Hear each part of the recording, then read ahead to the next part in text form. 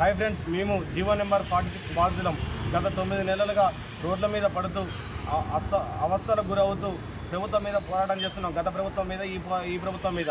ఈరోజు మా అందరి కోసం దీక్ష తలపెట్టిన అశోక్ సార్ని అరెస్ట్ చేయడాన్ని తీవ్రంగా ఖండిస్తున్నాం. మేము జీవో నెంబర్ 46 తరఫున వెంటనే అశోక్ సార్ తక్షణమే రిలీజ్ చేసి అతను దీక్ష చేయడానికి పర్మిషన్ ఇవ్వాల్సిందే కోరుకుంటున్నాం. మా కోసం కొట్లాడే ఏకైక వ్యక్తి అశోక్ సార్ని ఈరోజు ఇలా అర్ధాంతరంగా ఇంట్లో ఉన్న వ్యక్తిని తీసుకెళ్లడం అనేది బాధాకరం. గత ప్రభుత్వంలో చేసిన తప్ప ఈ ప్రభుత్వంలో కూడా చేయొద్దు. దయచేసి మా అందరి తరఫున అశోక్ సార్ని విడుదల చేయవలసిందిగా కోరుకుంటూ అతని అరెస్ట్ని తీవ్రంగా ఖండిస్తున్నాం. జీవో నెంబర్ 46 తరఫున బాధితులం.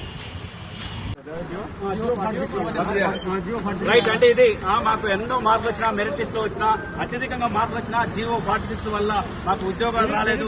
దాంతో మెరిట్ స్టూడెంట్ కూడా మార్కులు రాలేదు. అందుకనే జీవో 46 రద్దు చేసేసి మళ్ళీ పోలీసుల నియామకాలను చేపట్టాలి. ప్రతిసారి పోలీస్ డిపార్ట్మెంట్ చాలా వేకెన్సీలు ఉన్నాయి, ఇవన్నీ నింపాలి. దాంతోపాటు గ్రూప్ 2 లో కూడా 2000 పోస్టులు, గ్రూప్ 3 లో 3000 పోస్టులు, దీంతో బ్యాక్లాగ్ పోస్టులు కూడా నింపి ముందుకెళ్లాల్సిన అవసరం ఉంది ప్రభుత్వం. ఎందుకంటే మా నిరుద్యోగులంతా గతంలో మీకే సపోర్ట్ చేశారు. అందుకే ఆ ఆలోచన చేయాలంటూ రేవంత్ రెడ్డిని ఒక్కసారిగా ఆ నిరుద్యోగులు గల వినిపించారని చెప్పొచ్చు. మరి ప్రభుత్వం ఏం చేస్తుందన్నది నేను చూద్దాం. ఎవరికోసం అనుష్తో రవిచంద్ర ఐనోస్ తెలుసుకున్నారా.